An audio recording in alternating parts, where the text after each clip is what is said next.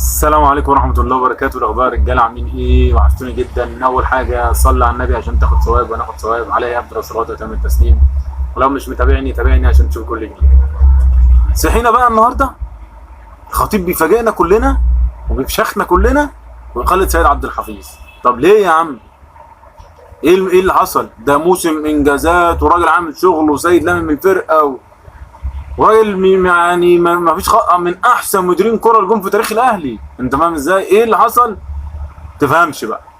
الخطيب بقى ونت معاه، قال لك عين خالد بيبو مكانه واحط وليد سليمان مكان خالد بيبو في قطاع الناشئين. لا وليد سليمان عنده خبره يمسك قطاع الناشئين، انت كده بوظت قطاع الناشئين، ولا اصلا بيبو عنده خبره يمسك مدير كره. انت بتجرب فينا يا عم، انت بتجرب فينا في الفرقه. انت يعني الفرقه تبقى مستقره، ولا عشان مرتضى قال لك انا هطلع من المشهد كنت سايب سيد عشان يرد عنك؟ لما دلوقتي مرتضى قال لك هطلع من المشهد خلاص انت هتعمل بقى فيها شبح دلوقتي؟ صراحه انا مش شايف ان هو غير قرار، ان هو غير مدروس من الخطيب، قرار اناني، قرار بيخلي كل الناس اللي حوالين الخطيب ولا الناس اللي تسانده تحس ان هو راجل ما عندوش امان وما بيخافش على الرجاله اللي وقفت معاه. طالع بقى في ناس بقى طالعه تهبط بقى وتقول لك اسباب ان هو عشان مشكله كانت مع اكرم توفيق في الفندق اللي كان فيه بره، ان فلوس الفندق ما دفعتش، فالناس في الفندق قالوا لاكرم لازم تدفع، مش هنخليك تمشي غير لما تدفع. طب ومال سيد بالكلام ده؟ شغل حسابات وشغل بنوك وشغل مال سيد بالكلام ده؟ راجل مدير كوره، فاهم انت ازاي؟ واحد تاني يقول لك عشان عدم رغبه كولر في استمرار سيد لان سيد بيتدخل في القرارات الفنيه. وانت يا عم كولر حد قال لك ان انت جاي تعلمنا كوره؟ ده سيد ده في النادي من قبل ما انت تفكر اصلا تعرف يعني ايه ايجيبت اصلا. يا باشا انت اللي بينجح عندنا بينجح عشان الاهلي بينجح اي حد. انت مش عبقري يعني، ولا انت نفاسه؟ وبعدين لو ساعدك على النجاح هيبقى سيد هو اللي ساعدك على النجاح. انت ما نجحتش لوحدك، مش ماسك عصايه سحريه.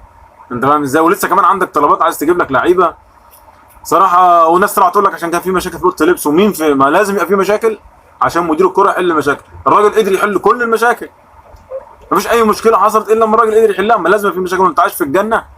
يعني مانشستر سيتي مفيش مشاكل في اوضه اللبس؟ فيه. هو بقى قام بدوره وحلها، لان ما شفناش اي مشاكل كبرت زياده عن اللزوم ولا بتاع. يكفي كل اللعيبه بتحبه، حتى اللي موجودين واللي مش موجودين، حتى احنا الجماهير. الراجل بيعرف يتكلم وبيحب النادي وعارف امتى يقول ايه امتى ما يقولش ايه. صراحه قرار غير مدروس من الخطيب، قرار هتوقع الفرقه. انت كده بتوقع الفرقه. نسيب النادي الاهلي شويه عشان حرق دمنا الخطيب دوت. نتكلم عن الزمالك. الزمالك بيسجل كل اللعيبه، بيسجل كل اللعيبه حتى اللي هو عايز يمشيهم عشان ما حدش فيهم يمشي فري. ما اعرفش بقى هي القصه دي ازاي اصلا يعني، فاهم؟ بس هو بيعمل كده يعني بالفعل. ومدي راحه وصلوا لكل اللعيبه 20 يوم راحه سلبيه، لان اول التزام عند الزمالك في 15/9 الذهاب بتاع الكونفدراليه بعيد جدا يعني. وطبعا معظم لعيبه الزمالك بعد ما خلصت راحت تعمل عمره، وفي ناس بقى متخلفه طلعت تتنمر عليهم ان انت بتعمل عمره ورحت عملت عمره. طب ما يعمل عمره يعني، انت مالك يا عم؟ يعني يروح اللي يشرب ويصيف تقول ده بيصيف وما عندوش دم، يروح عشان خاطر يعمل عمره عشان ربنا ومش متاح له الفرصه ان يعني يبقى في المكان ده كتير. ايه مشكلتك؟ طلع ابو الدهب ورضا عبد العالي اتريقوا عليه ما يروحوا يعملوا عمره، يجوا ما يعملوا عمره يا عم. انتوا يا عم انتوا بتتكلموا كوره، مالكش دعوه بالتصرفات الشخصيه بتاعت الناس. انتوا قاعدين في قنوات ازاي اصلا؟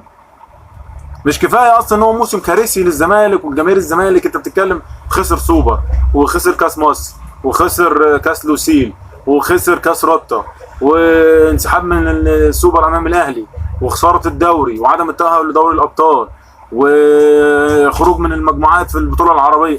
يعني كفايه يا عم بقى، يعني انت مالكش دعوه بيهم حتى. يعني شيكابالا سلم على كريستيانو عملتوها حكايه ان افضل انجاز عمله نادي الزمالك. انا على فكره اهلاوي بس انا ما بحبش قله الاحترام للناس وما بحبش التنمر على الناس. ايه المشكله لما رونالدو يجي يسلم على شيكابالا؟ ما شيكابالا ده كابتن فرقه، ما لازم يسلم عليه. ورونالدو ده ما كلب فلوس. ورونالدو دلوقتي يعني انت شايف ان هو لاعب فز؟ ما كلب فلوس، ساب الدنيا كلها عشان خاطر قرشين اترموا له، رغم ان هو اصلا مش محتاج فلوس. لكن شيكابالا ده راجل بيحب الزمالك وزملكاوي معجون زملكاوي، بحقه يسلم عليه يا عم ويحترمه وما يسلمش عليه اديله بالجزم. امبابي بقى لسه مشاكل امبابي ما بتخلصش في باريس، لدرجه ان لويس انريكي اللي لسه هيمسكهم عايز يسيبهم لان امبابي مش عايز يجدد السنه الجايه وعايز يمشي السنه الجايه ببلاش ريال مدريد عشان ياخد كل الفلوس لنفسه. وباريس مصر ان هو يجدد له سنه كمان عشان يستفيد منه ان هو بيعه في الصيف دوت، والتاني مش عايز. وبناء على كده شالوه من اعداد الموسم. فمش عارف امبابي ده اصلا غلط من الاول والله ان هم جددوا له صراحه.